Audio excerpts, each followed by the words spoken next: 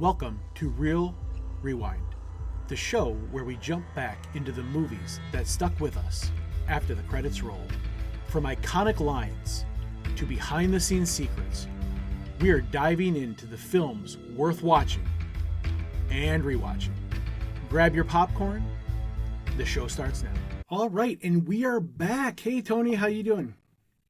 Good, Paul. Merry Christmas. We are close to Christmas time. As you can see, we're both festively dressed because, like we said, we are going to start the month of December with Christmas movies. I have my Santa hat and my festive shirt on, and I also have Merry Christmas, you filthy animal. my coffee mug. Hint, hint. This is what we're going to be talking about today. Home Alone. So I have my coffee here, and we're ready to go. How's it going today, Tony? Good. Just trying to stay warm. Trying Yeah. to get.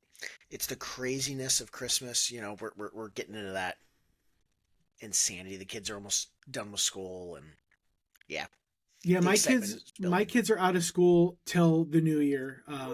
The school that they go to, they end right before Christmas, and then they go back after the new year. So last week was their last week. But yeah, the getting gifts together and all of that, we're in that hustle of making sure all the I's are dotted, T's are crossed, make sure everyone got what they need. My niece and nephew, we were able to get for them, all that kind of stuff. So yeah, we're in that busy time. So we're actually gonna record this week's and next week's video today so that we can spend time with our families over Christmas, but we can give you guys a nice podcast to listen to, when you need to get away from your family because of, Because of the holidays. yeah, and we're all in misery. Or like the next movie, we're at the threshold of hell, so we'll give you something that you can listen to. But today we're going to talk about Home Alone, which for me, and I don't know about you, Tony, that is one of those movies that for me, it's a classic because it was one that I watched when I was a kid, because I was right about the age of Kevin in the movie.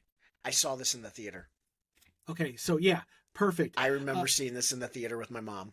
Again, I think it's kind of a running trend, and it may be. This is a John Hughes film. It was written by John Hughes, and I think most of Tony and my life has been written and directed by John Hughes. But yeah, Or Spielberg. or Spielberg, yeah. Yeah. But so the release date of Home Alone was November 16th, 1990, and that's in the US. All of that is going to be in the US. They made it the genre of family comedy. I would even also say Christmas comedy, Christmas family. Runtime is 103 minutes, which I really think for a movie like this, that is the perfect amount of time to really be able to tell a story like this. And it was rated PG. So, of course, again, you have some of those elements in there that aren't G, but they wanted to make sure that it was PG so that families could really go see the movie. Well, it couldn't be G. They basically kill the wet bandits. Yeah, I mean, There's yeah. a fun thing, and we'll get into it later on. But they had doctors look at it, and I forgot. I have a note of how many different ways they would have died. Oh yeah. I've seen those before. Also, another little talking about that. There's a little cinematic theory that the Jigsaw from the Saw movies is an older Kevin McCallister. Okay. Because of all the torture and it was, I thought it was really funny when I saw that. I'm like, okay, I get it. Okay. Yeah, I see where you're going with that. So yeah, Jigsaw. He took a dark turn in his later Now when you years. watch the Saw movies, know that you're just watching Kevin McCallister after he broke bad. Yeah. Okay. Woo. That's a stretch. So like I said, this was written and produced by John Hughes. It was directed by Christopher Columbus, not the explorer, but the director. And like I said, I hinted at, there's going to be a little thing for the next movie about Christopher Columbus. but this was the movie that John Hughes landed on for Chris to direct. And like John Hughes has written our life, John Williams has written the soundtrack to our life, and John Williams also wrote the soundtrack to this movie. So a fun note on that. I had a little note on here where him being part of that was actually kind of like a joke. So Williams joined the project after somebody had made a joke that said, "Could you imagine if John Williams scored this movie?" And the producers sent him the script, and he said yes, which is just Interesting. great. I mean, I just love that. but let's be real, Tony. He is probably the greatest Oh yeah, um, writer of cinematic musical scores, yeah. film. I mean, So he's just think of he's amazing. almost every great. I'll say almost every, but all the ones that you can think of right off the top, like when you hear the first few bars, come on, that's probably him. And you Indiana can tell Jones. Yeah, So like when they started using other people in Star Wars, like the Mandalorian or things like that, it's it ha- different. it has a completely different vibe because John Williams has a style, and it's just one of those things. He is amazing at what he does, and when he finally passes away, that'll be one of those deaths in Hollywood. That's just it's going to be heartbreaking. So circle back around real quick to Chris Columbus. Something really cool about it with him is this wasn't too long after Spielberg had discovered him because he was a writer with him on the Gremlins and the Goonies. So pretty neat note. And then of course he went on, later on, Mrs. Doubtfire, Harry Potter and Sorcerer's Stone, Chamber of Secrets. So Yeah, he did several of the earlier. yep, He also did couple of Home them. Alone 2. Yep. But yeah, and we'll kind of talk about it a little more in the next one for Christmas Vacation. But he was originally hired to direct Christmas Vacation, and him and Chevy did not get along well. So John said, "Well, I have another movie I want you to direct," and so he had him come in here to direct this film. And a cool note about John Hughes on this one, where he wrote this. So my notes say it took him about 9 days to write it, Mhm. but this came out of his own fear of forgetting a child while leaving for vacation. So Again, every one of his movies comes from either something that happened or a fear that he had, or like yep, I love that he always wrote from like that real world, semi-realistic, yeah.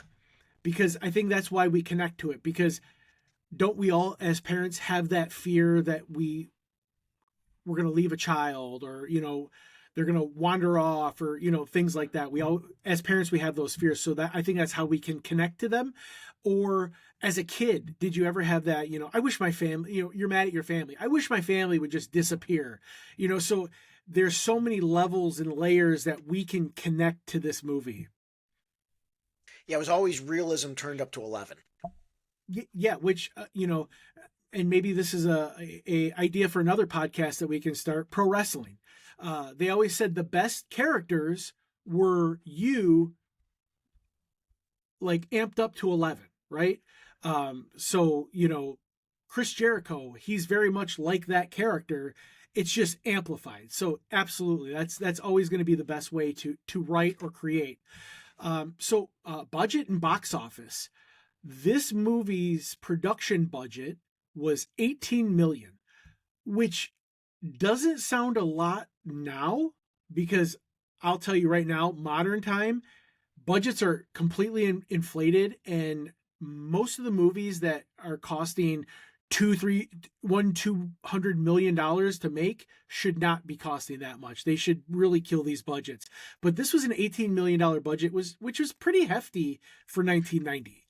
It actually ran over because it was actually there was concerns with it. I know, because 18 million was actually over the budget they had allocated for it. So yeah, I mean there was some already some things against it when you start running over budget like that, but for sure. it's more than made the money back. So worldwide box office, and we're not talking home video and all of the little trinkets like my coffee cup here.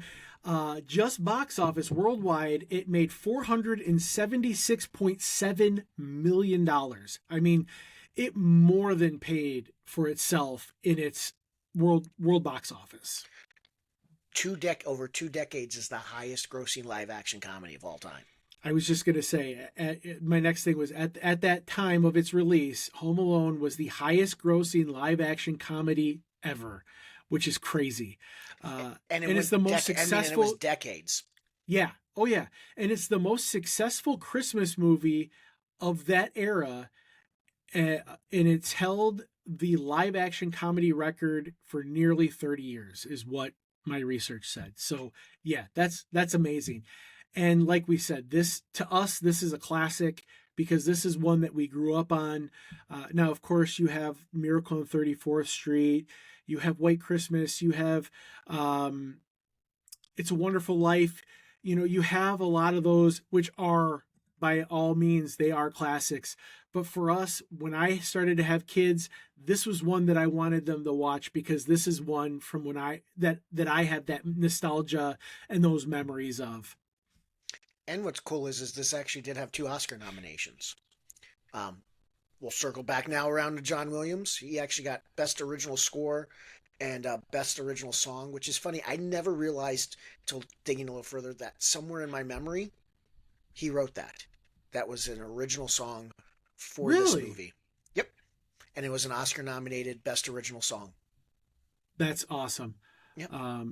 Yeah. Now, whether or not he totally wrote it, I know orchestra-wise, he might not have been the writer. I might have had that little fact, but it was nominated, and that was an original, and he had a part in. I'm sure he composed it. Yep.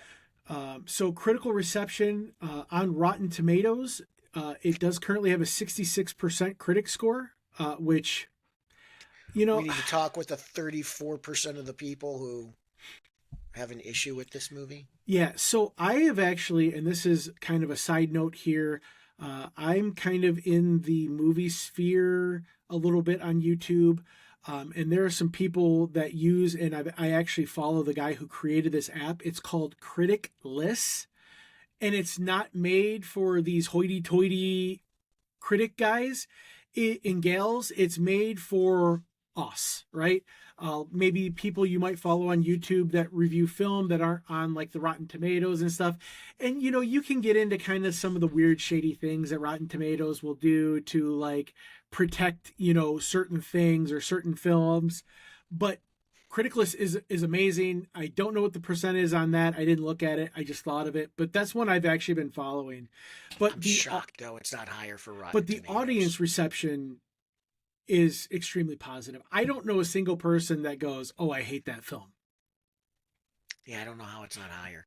Yeah, that's great. I would have thought it would have been at least in the 80s. Because it's not high art, as we drink with our pinky out. Whatever. So the critics were mixed on. So it's the slapstick and the violence. But, you know, for the most part, praised the story part. But yeah, the slapstick and violence was where they kind of got a little blah about it. They really liked Macaulay Culkin's performance as a young child actor. Again, you're going to see certain actors in this movie that are John Hughes people. You know, John Candy has a part in this movie as well. This is not the only time John Candy and Macaulay Culkin have worked together. As a matter of fact, Uncle Buck, when you go to watch that biography that they made about John Candy, Macaulay Culkin says that John was the first one to notice the abuse that him and his siblings were dealing with his parents. And it was John in Uncle Buck that was the first to point it out. So just kind of a little connection there with them. But, you know, it's a heartwarming story with John Williams music. And over time, the film has a reputation of being a dramatic, heartwarming, and a sentimental holiday classic. And I would say that 100%. So interesting note on this too. You know, you talk about John Hughes, who liked to write parts for specific actors. He had worked with Macaulay Culkin on Uncle Buck, and so he was writing this specifically for him, this part. Um, and this just shows you just how good of an actor he is. Chris Columbus insisted that they open the auditions, so they auditioned roughly 200 kids, and Culkin still won out. So, He was a talented child actor. oh, still is, and his brother, who is in the movie with him, Yeah, Kieran, he plays the cousin that wets the bed. the wets the bed. I mean, both Academy Award winning Yeah, actors, so yeah, talented absolutely. family. So, like we said, John Hughes wrote the entire screenplay in just 9 days. The idea, like we said, came from him imagining a family vacation scenario and asking what would happen if a child was accidentally left home alone. Um, Now, for those people who are absolutely wrong and say that Die Hard is not a Christmas movie, because they are, that is my hot take for the day. Um, they say, "Oh, well, Die Hard could be put at any time and it would still be a good movie. It doesn't have to be at Christmas." Well, my argument would be the same for Home Alone. Home Alone does not have to be at Christmas. You could be going on a family spring break vacation or a family summer vacation, and it would still, you could still have the same movie. Maybe some of the details wouldn't be the same, but you could still tell a similar story of this movie the same way. So that's my hot take for the day. If you think Die Hard's a Christmas movie, put it in the comments below. If you don't, I You're mean, wrong if you don't think it is. put it, but you're going to be wrong. You're gonna be wrong. You're going to be wrong. Yep. So the movie was originally developed at Warner Brothers, but the studio pulled out due to the budget concerns, like we talked about. Then 20th Century Fox stepped in mid production, an unusual move that ultimately saved the film. A lot of times in those cases, it kind of goes into development hell and you never see the light of day of the movie. But obviously, Fox saw something in this movie that they felt it was something that they would just keep going with. And it probably didn't hurt to have a guy like Joe Pesci tied to it. Yeah. Because what's interesting is he had actually filmed Goodfellas that same year. So he actually had two huge, Yeah. massive hits. Yeah. Which, funny note on that, so you hear him mumble a lot in the movie. If you've Yeah. ever seen Goodfellas, the language is pretty hard. It's a pretty rough language movie. Hmm. So he said, because he had just come off a movie using that kind of language, it was Like hard for him not to big say time things. profanity. Yeah. And so he created the mumbling as kind of a way to not swear on camera. But it probably helped, having him tied to that movie, because otherwise they're really huge actor wise. I mean, they're recognizable faces to us now, but like you got to remember, John Candy was not a major part in this movie. His part was filmed in one day, and he came in to do it as a favor. Yeah. So really, the biggest I mean, Daniel Stern, who is the other wet bandit, we recognize him now. Yeah. Macaulay But Culkin, they weren't the big dad, actors. you kind of recognize him in some comedies. I mean, a lot of them were larger comedy actors. Well, John Hurd, and he Yeah. became more later on, because funny Sopranos and things like that, and even like Catherine O'Hara, Hmm. comedy legend. Like she was probably, I would say probably her and Pesci were probably the two biggest faces that were on the cast at the time, Yeah. just because they were recognizable. But She was a comedy really, star. I mean, oh yeah, I probably her biggest movie was Beetlejuice at that time. yes, I'm not saying it two more times. no, no. No, we're not. But yeah, you're right. I mean, I think the two of them kind of were that driving force in the And the film to success keep of it going. Goodfellas probably helped them to say, "Hey, there's something here. It's a Absolutely. John Hughes movie. We're willing to take a shot." Which it's Because funny Columbus because wasn't that well known as no, a director. he was really still kind of up and coming at the time. But it's funny because this is where I know Joe Pesci from, is Home Alone. So it was kind of weird to see him in other movies like Goodfellas, where he's super vulgar, and it was kind of weird to see that later, because this is where I'm introduced to Joe Pesci, was Home Alone. Right.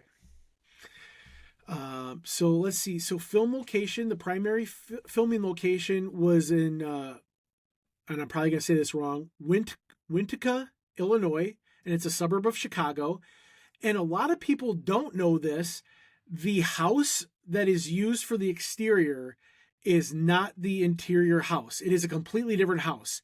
And they actually built the interior of the house at a local school in the gymnasium, is where they built the set for the house. So they were there in town to be able to film, because John Hughes, in his Christmas movies, he always wanted that authentic Christmas feel, the snow, all of that. So they actually built the inside of the house in the gymnasium at a school. And not just that house, the other houses as well. So even the ones where you see the basements that are flooded in that, Yeah, they were all built in the in that gymnasium. school. Yeah, Yep. which is really kind of cool. There was a documentary I was watching. I don't remember the name of it. The movies that made us. Yes, and they got into like in detail about a lot of this, and how the people who live in that house like absolutely hate this movie, because so for Because anyone, people probably drive by all the time and take pictures. no, they like come to the door or try to get Okay. into the garage. So if you're watching, if you're listening don't to do this, that. and you're in Illinois, or you're in where is it? Winnetka. Where was Goonies made? In In Washington. because that was actually filmed in the house. Like the set was in the house. Don't go to the house. Like don't. They've like, embraced it a little bit, though. I will say like, the Goonies people- folks have embraced it. The town has a little bit, People but live here. people live there. Yeah. Actually, Insider, I follow somebody that has I become thought you were gonna friends. say I got inside the house. No. I follow someone on YouTube that has actually made friends with the people who own the Goonies house, and Yeah. they're actually renovating it back To look like, yeah. to the way the house originally looked during the movie. But yeah, don't. It's done. By the way, it's done. Okay, are There they was a done with it? recent Okay. TV. So there's a TV show on another channel. I'm going to name drop here. If anybody is familiar with a guy by the name of Josh Gates, he does multiple shows. He did one recently with the Goonies. He went back to the town because they were hunting for treasure. Mhm. The house is actually completely restored. It was pretty cool. It was pretty Okay. cool. Yeah. Well, I follow a guy on YouTube. His YouTube handle is Drunk3PO. Yes, Drunk3PO. It's also his gaming handle. He did a lot of Star Wars content back in the day. You don't say. Yeah, but he has another channel called The History of Pirates, and he's done a lot of things on like Goonies and the Goonie House, and he kind of just made friends with them, and he's actually going to be doing a tour of the house now that it's redone. done. But Yep. but yeah, But don't don't go knock to on people's people's doors. houses. Like Don't people, try to get in. It's People weird. live there. You It's know. weird. Now the house in Cleveland that A Christmas Story was made in, that's It's a made. museum. Yes, It's a museum. that's made Yeah. to be like that. Go So visit that one. Go visit that one. Which Great movie, by the way. that's on my bucket list of things to do. I've never been there, but during Christmas time, one of these times, I want to go there. It's Cleveland. Yeah, 'Cause I sorry, alienate- sorry, Ohio. I alienate every person who lives in Cleveland. Right? They're all Sorry. click down, I'm thumbs sorry. down. Yeah. But so Kevin We McCallister, love you personally. yeah. So Kevin's school was Hubbard Woods Elementary, and the Such a fake name. right, and Such a fake name. the church scene was filmed at Trinity United Methodist Church in that town. And like I said, I have it here. Most important is the interior of the house was filmed on a soundstage. not inside a real home. The production team recreated the interior to allow stunt work and camera movement. Interesting. So I'm going to give you if you follow our other podcast where we do conspiracies, I'm going to give you a Home The Alone. Enigma Files, The by the Enigma way. Files, yes. Link in the description. Yeah, there you go. So, I love Elvis. Yeah. I'm a huge Elvis fan. So there is an Same. Elvis conspiracy with this movie. I don't know if you know that. No, but I think we probably need to do it on the other channel. Okay, We'll well, talk offline. No, I'm going to drop it here. Okay. I'm going to drop the Elvis conspiracy here. So, because this is going to be my movie quote. First of all, Elvis didn't die. He just went home. Yeah, from Men in Black. I was going to say whoever could say that one in the in the messages was going to get a gold star. It's in Men in Black. I'll edit that out. Yeah, it's in Men in Black. So there is a conspiracy theory that Elvis is briefly seen as an extra in the airport scene. Really? Yes. So everybody go back and watch and see if Elvis is now I'm going to have to go back and watch it again because I've never heard that. I didn't see him. I'm going to be honest with you. I heard it. I looked for him. I didn't see him. It just gives me an excuse to rewatch it, but there's your fun little Elvis conspiracy. If you listen to the Enigma Files, we always say it's Bigfoot, aliens, and in this case, Elvis. Yeah, I know. Or Elvis and aliens are kind of the same thing. Elvis and aliens are the same thing, but there is that. They said it's a brief little cut of him. Interesting. Hey. Okay. You never know. No, you never know. You got a reason to go back and rewatch it. There you go. So some behind the scenes issues and challenges in the production of the film. So some studio conflicts. Warner Brothers actually wanted to reduce the budget and the costs, and that was a big part of the problem and why they dropped it. Hughes refused to compromise on any of it creatively, and you will find that a lot of times that's how Hughes was. He was very much, it was his project, his child, and he didn't really like to allow a lot of creative choices. And I get it, but yeah, he would not refuse to allow any of that change. So when Fox picked it up, they actually increased confidence in the project and increased the budget in the project, knowing that Hughes was with it. Some stunt injuries that I found interesting. Many of the booby trap scenes were physically painful. And of course, they did use stunt workers there. You don't say. But Joe Pesci actually cracked ribs on set.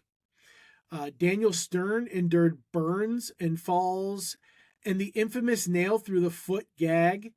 There was an actual injury there. So yeah, in a movie like this where it's basically the game Mousetrap, any of you that are from our age would know Mousetrap. A game that never worked. Well, so in my house, we built the trap. We never played the game. We just it took so long to build the stupid thing. But then it would never work. We were just like, oh, let's just do it. Oh yeah, it would always stop somewhere, and then you'd have to start it again, yeah, it's like human Mousetrap. Do you have anything on challenges or anything that you found in your research? Challenges, not so much. I mean, other than like I mentioned, Joe Pesci was constantly swearing, by mistake. They did do that. So Daniel Stern, who plays Marv, the tarantula was real. Yeah. So they really did put a tarantula on his face. He could only do one take, and the screaming that you actually hear had to be dubbed later so he wouldn't scare the spider. So it is a one take. So that was a little bit of a challenge. Again, you mentioned the budget. Warner Brothers only wanted them to do it for $10 million. I mean, it was a low budget. Injuries, 100%. That was just something that happened. A little cool thing. Some of the stuff as far as not even a challenge, but because you have copyright things. Kevin is watching this movie, and the movie is called. Oh man. Oh, you're killing me, Smalls. Angels with Filthy Souls. Yes, Angels with Filthy Souls. Merry Christmas, you Yeah, filthy Filthy animal. Animal. So, fun little note about that. That is not a real movie. That movie was Really? filmed specifically. It is not a real movie because they copyright. How are you going to show another movie that you don't own a copyright to? So that Well, movie was unless it's something owned by the studio itself. well, and don't forget though they changed studios, Yeah. so you've got some issues. That film was specifically filmed for Home Alone, which then in part two, great movie as well, Angels with Even Filthier Souls Yes. is filmed specifically for part two. So it is not a real movie. So they need to go back and they need to actually make the movie Angels with Filthy Souls. Kind of like that Thanksgiving movie that was like a movie poster that they ended up making. Yeah, they need to go Christmas, back and filthy animals. Oh, it's such a pivotal and we'll get into the plot of the movie, but so let's do you want to talk about the plot of the movie? I mean, I think most of us have seen it. Yeah, I mean, it's a pretty upfront plot. I mean, I actually think there's two movies going on in this, which is what really makes this work well. So the general plot is, Kevin's the whole family's there. They're going to it was Paris. Paris. So on a vacation, love the uncle who is just a leech. Like what? First he's a bum and he's an absolute jerk. Well, and when he spills what was it when he spills Kevin spills the stuff the Pepsi. Yeah, look what you did, you little jerk. You little jerk. Yeah. Yeah. So so there's this whole thing where the family's leaving. Joe Pesci's character comes in and is casing the place out dressed as a police officer. Kevin gets into a fight and he wishes that the family would disappear. Yeah, well, because they ate all his cheese pizza. Remember that's right. They ate all the cheese pizza. That's what started the fight. Yeah, and Buzz is like, "Hold on, I'll get some out for you." Yeah. Oh, no, we're good. But I know we're both older siblings, but I am a younger cousin, so I kind of related to Kevin and my older cousins, like when especially cheese pizza. Well, especially the boy cousins, and I'll say this name because Tony knows who I'm talking about. My cousin Jim. Oh yeah. Like he was like an older brother. We love you, Jim. Yeah, we love you, Jim. If you ever watch this, I love you now. But when I was a kid, you were a jerk. But that's what started it was he ate the cheese pizza. And what is his sister? So my wife knows French. She took French in high school. And when I say she knows French, she she can kind of tell you what she doesn't know French anymore. But yeah, you are what the French call les incompetents. And I said, what does that mean? And she goes, she called him lazy and incompetent. Competent, yeah. Lazy and incompetent. Well, because he was crying about the fact he had to go pack his own bags.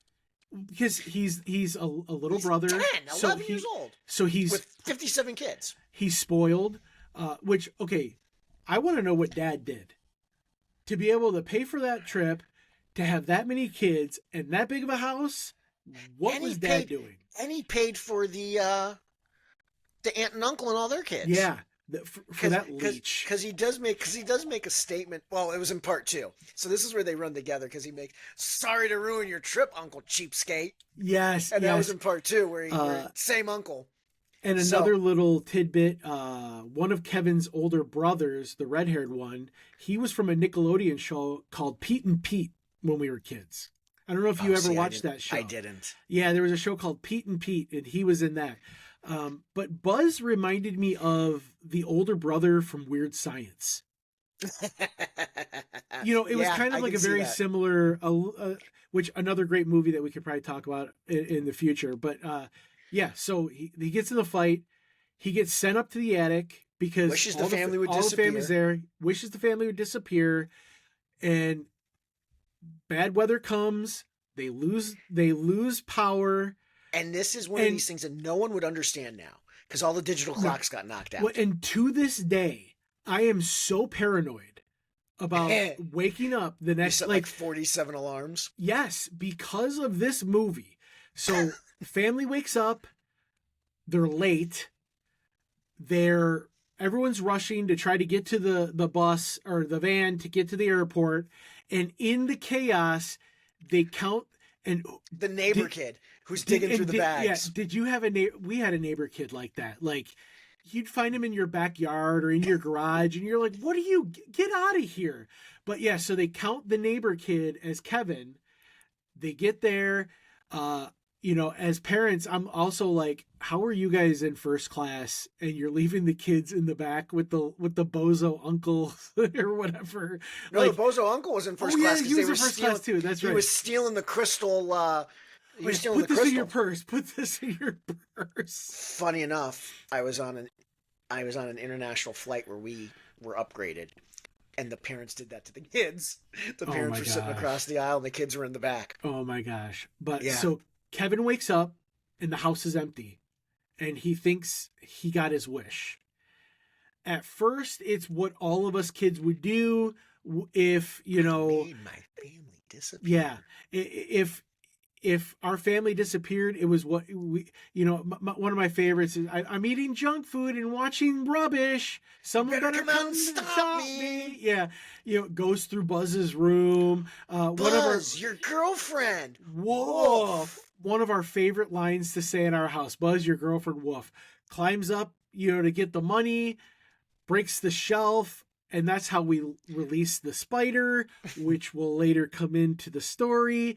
But before that, you're introduced to the wet bandits who are going to be robbing the houses on the street. So they dress like police to get information about when lights will come on and all that. So we're introduced to these people really quickly. And the neighbor across the street, the old man that Buzz tells Kevin that he was killed his a family. killer, and put him in the buckets, and that's how he's out there scraping the ice.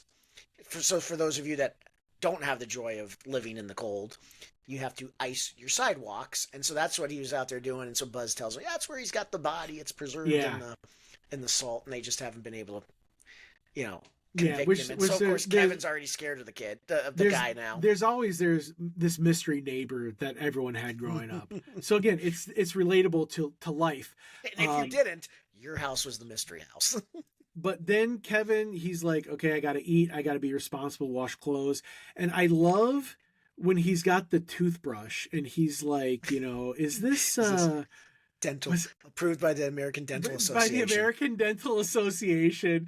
Or when he's checking out and she holds up the army men. It's for the kids. It's for the kids. Reading the paper. Like, it's so cute and like, This is why I said there's really like two movies going on here, which is why this is so well done. So you got the whole thing with the wet bandits. Yeah. They're going to rob the house. It's my house. I have to defend it. But then you've got the whole other side of it of Kevin learning like an appreciation for his family, having to survive, because during those things it's kind of a reversal of It's a Wonderful Life, where instead of him disappearing, it's the family disappears. So he's kind of learning that importance of his family. But there's this whole storyline of he's learning to do the laundry and getting over his fear of the furnace, learning how to go groceries. It's real. I was terrified of the furnace in our basement as a kid, absolutely terrified, and it was right by the laundry. But it's two different story. Yeah. He's back and forth in these two storylines, and they overlap at different points. Like when they come home, so you fast forward, Kevin's alone. He's eating all the junk. He realizes, hey, I got to survive. He now starts to hear because the wet bandits are trying to break in. So now he's fully aware that these guys are trying to break in, and so it's got that great scene where they come back and the house is all lit up, and he's got all the mannequins. Party. Yeah, and his cutout of, isn't it Michael Jordan? Michael Jordan on the train. Yeah, going around. Yeah. Yeah, and it looks like a Christmas party, and I have that version of "Rockin' Around the Christmas Tree" on my Christmas playlist. Yeah, it's such a cool scene. So they had all that tied up, and so there were stagehands off the side. They were pulling all those strings and everything to get it to work. But so there's where it kind of starts to overlap because he becomes aware that these guys are trying to break in. They catch on pretty quickly that no one's home. Mm-hmm. And that this is his house, and they make it's just a kid. What can he possibly do? And he's all alone. He's all alone. But you also have one of my favorite scenes where the pizza, and is it Keep the change, you filthy animal. Is it Little Nemo's? No, It's I don't think something it's. Nemo's. Because they Anyway, actually right now, what's cool is in Chicago right now to commemorate the movie, they actually have locations that are using that logo. yes, but he uses the M80s that he finds in Buzz's room. You know, he slips the money in the dog door, which they didn't have a dog, which was kind of Little weird. Nero. Little Nero, that's right, Little Nero's. And I love how they didn't have a dog. well, I love how the pizza guy knocks over the little coach, the little jockey, both times when he delivers the pizza. Which also gets hit by the van when they pull in to. Yes. But then he uses the M80s to scare away the delivery driver because he's like, what does he say? Like a $2 tip? Yeah. Keep the change, you filthy animal. And that kind of gets us into that second movie where he uses the talk boy in a similar type of way, where he's fast forwarding and pausing and playing the movie to have the conversation. I'll smack you. And he's got Buzz's BB gun. But yeah, I love that scene. And that when the delivery driver, he's like, as soon as those M80s go off, he starts like running as fast as he can to get out of there. Which is so funny. Like, why wouldn't you call the police? Yeah. Or again, they call that back when the wet bandits are casing the house, and he's like, what does he say? He's talking to squints. To snakes. To snakes. Man, I feel like I've heard that name I've heard that before. Snakes. Name sounds familiar. Snakes. Yeah. But he whacked him. So they decide, we're going to break in. There's just a kid here. And like Tony said, that's, when Kevin has it's my house, I have to defend it, which I'm going to jump forward a little bit. I don't know if you've seen the current Stranger Things season, the last season. Not all the way through yet, so please be careful. Okay, well, if you haven't, go watch it, then come back and watch this. They do something in the first set that's very Kevin McCallister-esque. It's kind of a nod to that. I know what you're talking about. That first part. We're not going to spoil it for you. No, we're not. But they do some. As I'm watching it, I'm like, this is very Home Alone. Is this their nod to Home Alone in the movie? But so he sets up all these traps in the house for them. He then we find out he has a plan. He's got a map, and he's going to defend his house. So we're getting into the booby traps. What's your favorite one? I do love the paint cans. That's a good one. The one that makes me cringe every time. I can't even watch. The nail. I have to go. But no, my favorite is the light pole that's actually attached to the iron that's in the laundry chute. And for modern people that live in new houses, they don't have laundry chutes. They don't do laundry chutes, yeah. My house was built in the 40s. We have a laundry chute. But when he pulls that and that hot iron comes down, whack! I'm like, which would have killed him. Which would have killed him, or at least concussed him, fractured his skull. My favorite is when they go in the dining room. Okay. After Joe Pesci gets the feathers. Okay. The glue, and he's like, Marv, what happened to your shoes? And he's like, Harry, why are you dressed like a chicken? Oh yeah, why are you dressed like a chicken? Like they have this like thing, and it's the least painful of them, but it's like you got to be like, you can just see just how like defeated they are at this point. Oh yeah, because little kid is getting them. The one I'll tell you, the one that also just is painful living up north is when they both go down the ice. Oh my gosh, that would have killed them. Yeah, and I'm gonna guess that's probably where Pesci broke a rib. He goes head first. Yeah. And then on top of that, before he gets in, he burns the M into his hand, which you then see in the second one, because when he holds his hand up to catch Kevin when he's jumping off the docks in part 2, he's got the M burned in his hand. Like it's permanent. Oh, yeah. Like, it's permanently... singed into his hand. But I want to go back a little bit. Something I really liked is that when Joe Pesci, when his character was the cop, you see he's got the gold tooth. Gold tooth. Because then they bring that back later. So when he gets hit with the paint Loses can, his tooth. he loses the tooth. So his dad finds it at the end. Yeah. So they're going through this maze of just torture.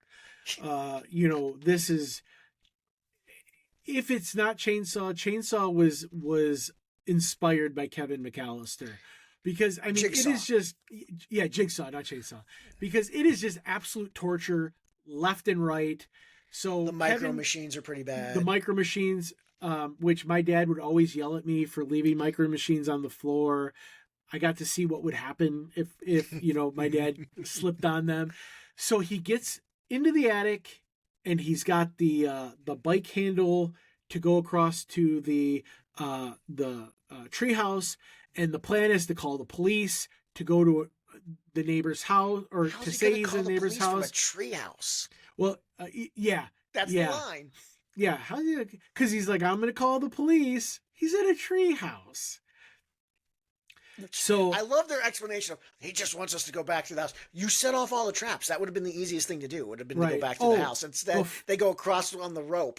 Yeah. Well, okay. So before that, sorry, we're gonna skip a little bit. He goes to the church. Oh, and that's where he meets the neighbor that he's afraid of. They have this really amazing conversation. Yep. He tells about how his his son has actually disowned him. They're estranged from each other.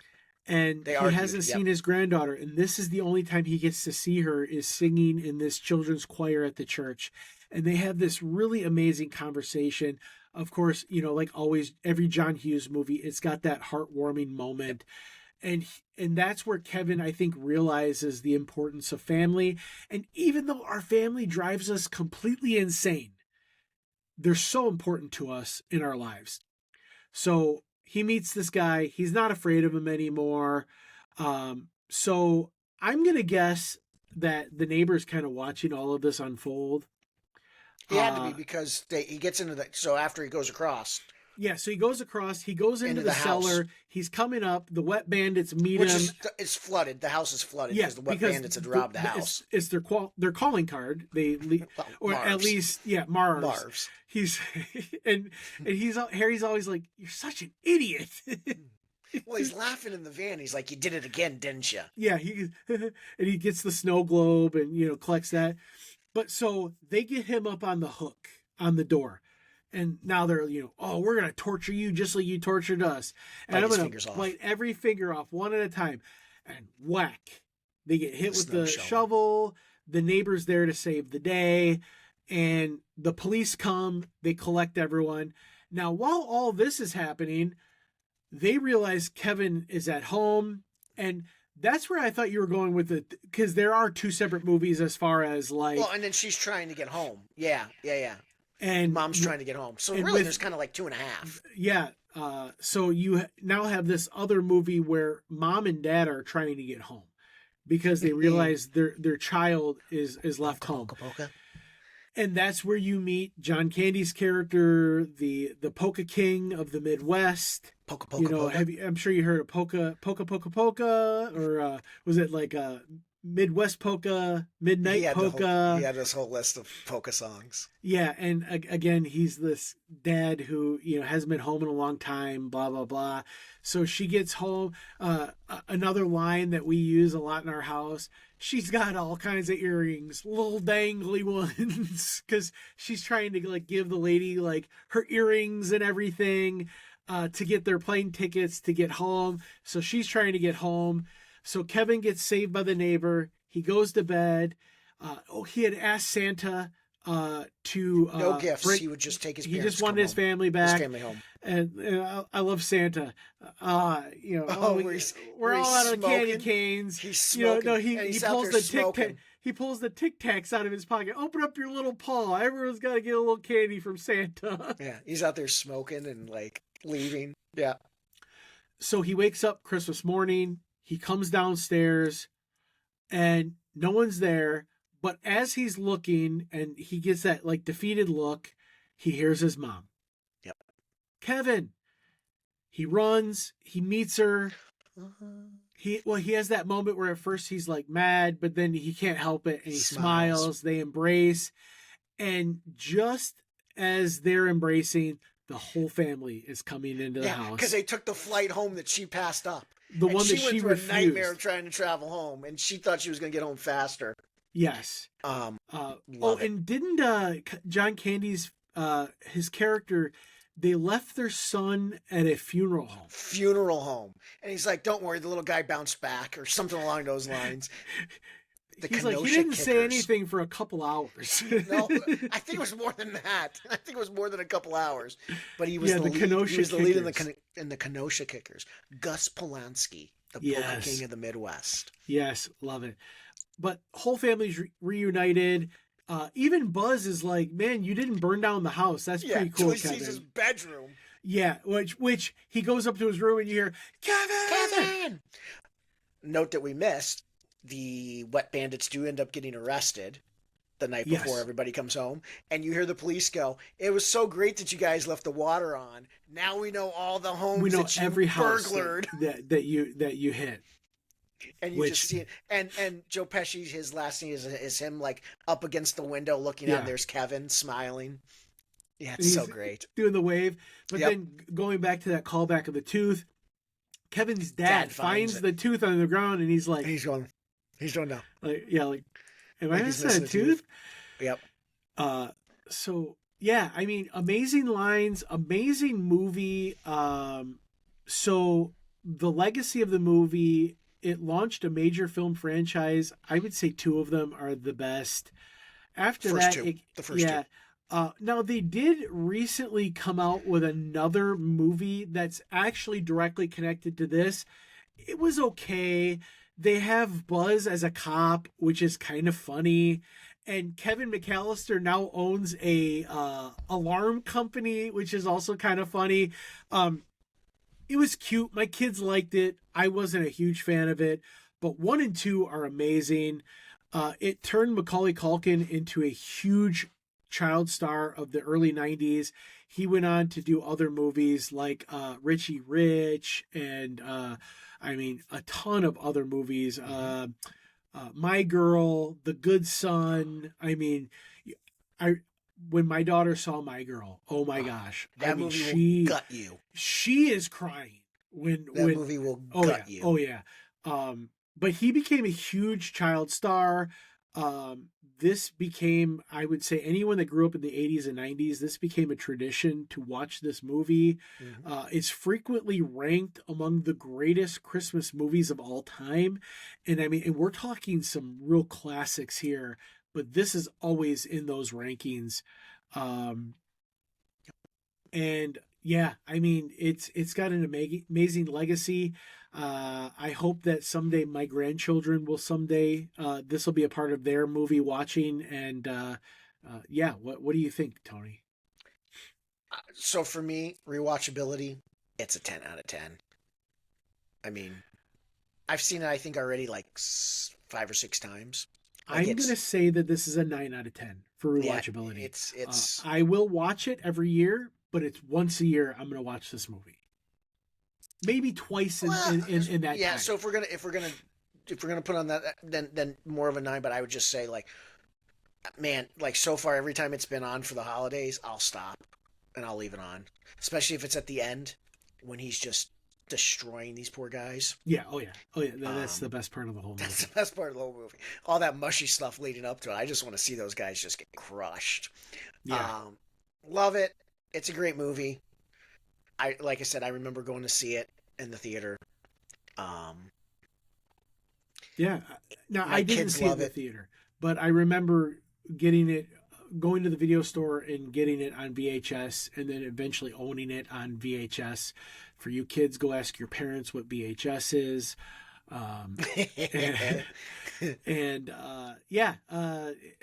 Like I said, for me, it's a 9 out of 10. It's definitely a must watch during the Christmas season. Absolutely. Might not even be during December. I'll even start watching Christmas movies in November. Yep. Yeah, 9 out of 10 for me. Kids love it. My kids love it. My youngest was like, "Let's watch Home Alone." We rewatched it. We're on to part two now. I've seen it probably, like I said, at least bits and pieces 5 or 6 times, if not more, all the way Yeah, through at least 2 or 3 times. it's definitely one of So, those movies that I can jump in at any point and yep. just kind of And it's keep on a lot watching. right now. So, Yeah, yeah, absolutely. love it. But all right, well, that's what we have for you today. Yep. Next week, we will be reviewing National Lampoon's Christmas Vacation. It is the third installment in the National Lampoon Vacation series, and almost never was. Yep. So we will review that next week. So if you want to watch it before we review it, and then you can come back and watch the review. But that's it for what we have for today. Yep. Merry Christmas, Tony. Have a Merry Christmas. Enjoy your family. You too. Um, Merry and Christmas, all you filthy animals out there. yeah, Merry Christmas, you filthy animals. But make sure to spend time with your family during this Christmas season. I know with all the weird stuff, sometimes politically in families, there's a lot of division. Let's put that aside just for a day so we can just get together as family and love each other. This movie really shows us the importance of family and kind of putting those differences aside to celebrate together. But have a Merry Christmas. If you are watching on YouTube, comment, what do you think about this movie? What's your favorite parts? What's your favorite lines? Share it, subscribe, hit the notification bell. There's that new hype button on YouTube. Hit that. Let the algorithm know that this is something that they should share. If you're on our other platforms, give us a rating, 4-star preferably. Comment on those other platforms. Share it with other people. Do all the algorithm things to get us out. We're kind of a newer podcast, so it would be really helpful if you did those things. But that's all we have for today. That's a wrap. Yeah, that's a wrap. All right. See y'all All right. later. Bye-bye.